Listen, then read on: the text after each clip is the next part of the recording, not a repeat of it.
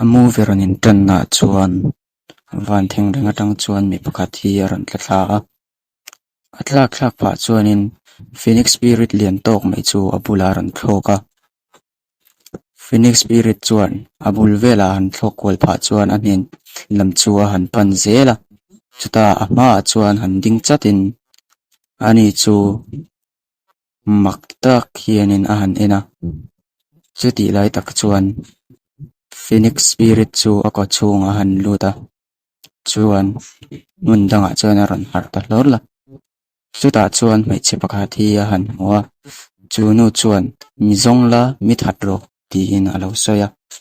chuan abole tadeya chuan song forbidden area chuanin song yan le apu chu dai family ho chuan anlo hola anzinga lalber dai ho chuan kana pui turini kha hi chuanin a han nei sole te ya chuta anaw te chu formation sem turin atia formation chu an bot sei ngala chuan chuti lai tak chuanin an chung lamatang chuanin mi pakhat kha aron tlathlol maya chuta an formation sem atak chuan aron thla a chuta atlak na chuan athisen chu afara chu athisen far chu sangha te chuan an han aya chuan ei awang chuanin sangha te chu anin ei chhong ta sela chutian ei chhon lai chuan golden fish pakhat chu aron thlapa puma chuanin a han lut adeya chuan sangha zinga pakhat lian fal deuh chuan chu pa chu pona avaper ta dei ani pona achwa chuanin mi pahnih mi tam takin an din hol chu muwa chuta chuanin dai huwa chuan song yan hi ibil pa emni yang deuh chuanin a han fiam kwal le manwa ti chuan song yan la chuanin zak thei lo dewin hi ka pasal huala ni hi alo ti vele chi chuta dai huwa te wall te chuanin my lord so confirmation sim so han ente antia chuta information siama chuan sanga lo in ei chhong zin te kha nice star beast lai an lo ni to chuta dai huwa chuanin wall te chu han thlin man hal ro atia wall te jinga pakhat chuanin bom pakhat mang chuanin chu nice star beast chu aman ta de chuan dai huwa chuanin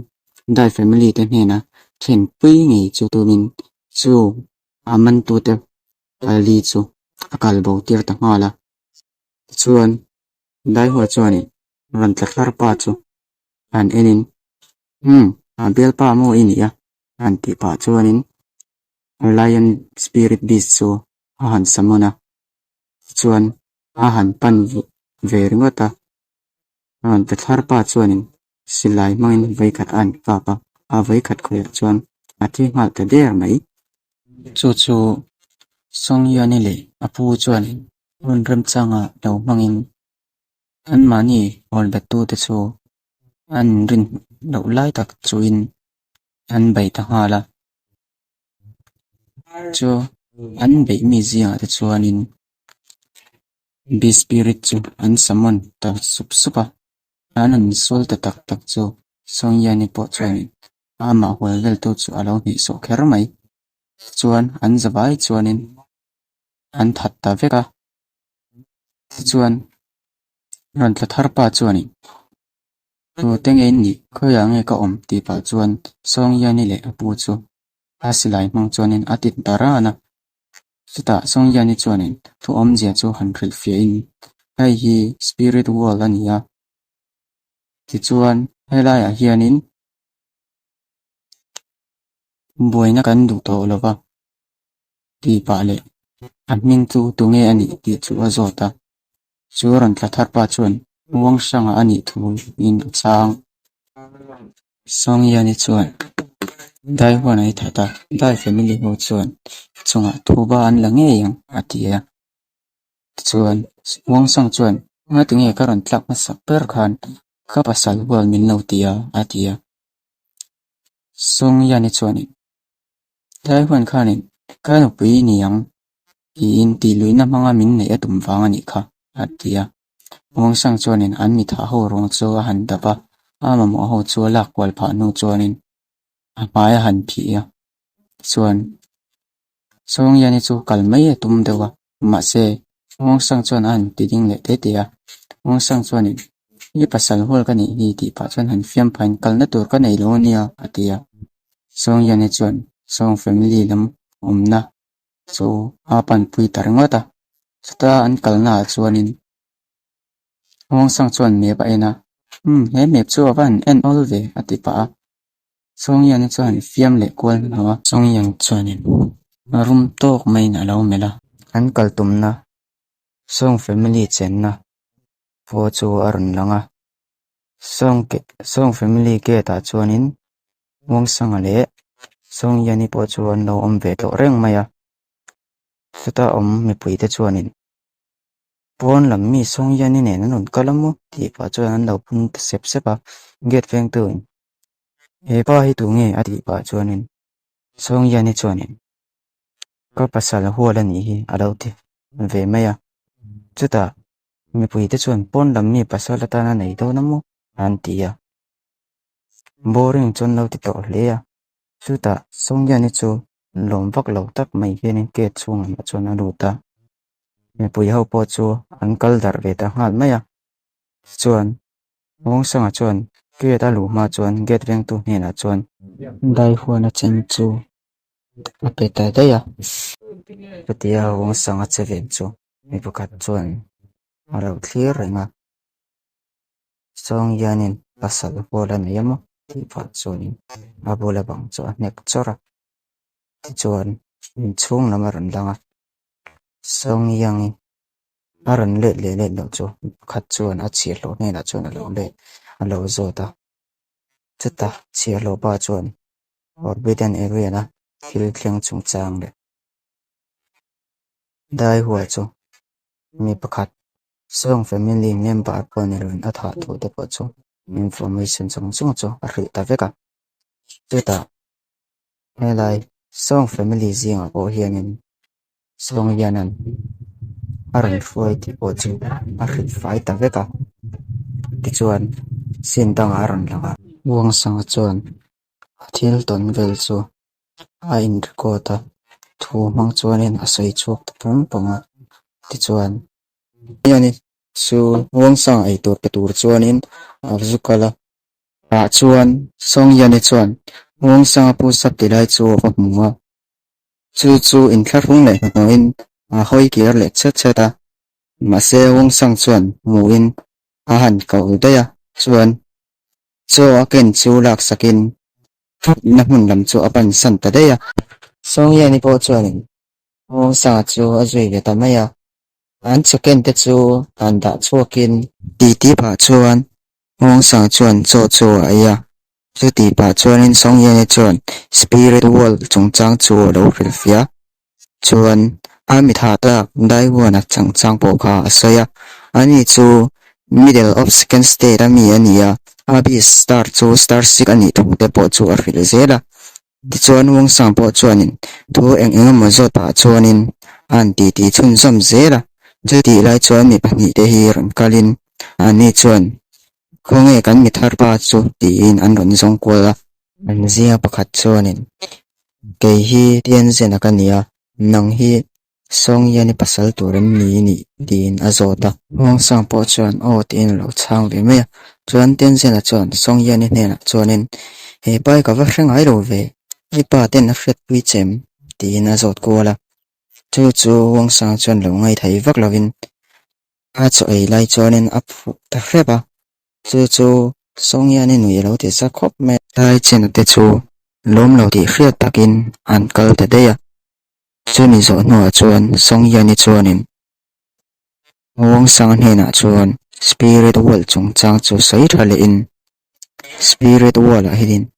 spirit base kan nei rang thloa ma se kan nei mi azirin kan chakdan le or min pek dan ang lo ti te chu a lo ril kol zela chuta wang sang chu enge a spirit beast ti enchin tur chuanin school laman phei ta daya school a chuanin an zukala ta chuanin songya ni chuan heng ho hi intermediate state level serialized student an ni hi tin an thil kwal pha ti chuan an ni ho chu lo in bei kwal velin songya ni chuanin ta hian min lo ngak lok ro so ta master ka zo belok ange tin akal san ta daya chuanin wong sanga chuanin chung ho nenin lo in bei ta se ti in thu dang lo ngai to pa daya a ngai to na chuan an lo in bei a chuta chuanin a bai pui ho te chu an mania spirit beast control theina samun thei ve kha an nia an to khir don hle ti po chu a ngai to na tang chon re thein a ngai to na chuan an lo in bei a ta chuan an ni chuanin spirit beast mangin an lun bei a ani chuanin asilai ve khat ka lek lek a chuan a lo da traffic maya chuanin songya ni chuanin ong sanga chu ron ko beng ta dein a chung lawa chuan an luta ta chuanin no pang te te cultivate ho chu an va hmuwa ta chuanin mero pakhat a chuanin a kut chu nem turin an lo tia chuta kota han nem che chuanin ama a beast pakhat chu ron ranga chu beast chu chaklo hlein ama chu lost lo ani ba ka engma spirit star po nei lo ania chu oi theiroin songya ni chuanin ama chu a hanin nem velia ani chuanin ice strider beast lo nein a vai khat chu ong sang chu han nem ter velein chuta po chuan angai tho langa wang chuanin enlightening school a kal tlak po ni lo ti in an kal chho pui ta daya chuta an tlan nuwa chuanin mon fenrel dewa chuan songya ni chuan nangma spirit beast om hi a chak lo lu to ani atia ong sang chuan eng angkopin nge that lowa star te engzat nge nei via tin azota eng ma ama star om lo a chak lowa che to bani tin eng ti evin nge he tiang ema mi fringa an om hi kan lo ngai lo ti pa chuan a rok dewa chuanin wong sang po chuanin mi chak lo chu a chak lo thinanga ma se chakuna nei le thin min lo en rang che ti pa chuan a soi ve a akal san ta dei ya kho chuwa chuan vakwal pa in athil ton to te spirit beast abai to te chungchang te chungai to an kalkuala chuan akal veiva na vera chuanin mi tong angai thlak do bangin ama chip the chu avlu mati rentira te chuan midang ho chuan so pa se chu low class pa kha spirit beast po star nei lo nei kha ni romi ting no soi kola chu avlum ti rin wang chuanin abula chuanin no pakhat hiaron out ti thota chu chuan ati phungang mai chuan chu pa chuan ruk pakhat hi lo rokin nang hi na po sok du lo sangling sitria ruk ten omberini ti pa chuan an saya chu ruk pa la chuan zam lo tokin i ar sa siam kha chu tui lo mai alo la ti khum ve khang langa chata chu nu chuan mun phian tap tak takan tum chu wong sanga nuwa chuan zu bui ro dein chata he pa hi song yana sal hol khani ro me anti che chuan chu ruk pa chuan in chong in he pa hi mo atia te chuan mi poi ho chuan he pa hi ni chuan tin anti poi tu ta lawa chuan chu ruk pa chuan wong sanga chu ka in unda akal puya chu ruk pa chuan angai to na te chu han free velin midang chuanin spirit beast ting te hian ngai sang te thua ma se ka ero chuanin ai tur tui tak tak te hi ka ngai sang ani thil ai siam thiam tak tak te ka ngai sang ani ti in so angai ma chu sei pui ta zela se ta chuanin ong sang nge na chuan ai tur chu in fa phong to a deal ta pong maya ong sanga ai tur pek chu ai ya tu ya te ngang mai alam pol zoi pol vela te chuan a ning chu lingwu ni thu te chu an rila chuta lingwu chuanin ai tur pek tu zia te chu fakwala te chuan master te min kaudon ya te chu la ti ve ya te chuan New chuanin ong sang ai tur ken chu lain na tlan bo ta daya kanin mulai don nio ong sang ti na ram awa chuan ong sang po chu ina chuan hoin song yani chuanin hak to song yani chuanin song family te hianin le tai chen be hi en rim to le ti na lo fula ong sang chuan chu min khek pau don ti na mo ti na ram chu ta ong sang chuanin ani meng chu kan chuak mai niang chu ti na lo so ya ti chuan a paisa chu la ong sang chu chua tum ta mai ti chuan ong sang chun ngai to let ni om takin paisa chu a pe let khat chu ti chuan ong sang po na chu che chuan mi pathum hi hau to ang ni hil chto pathum ni ka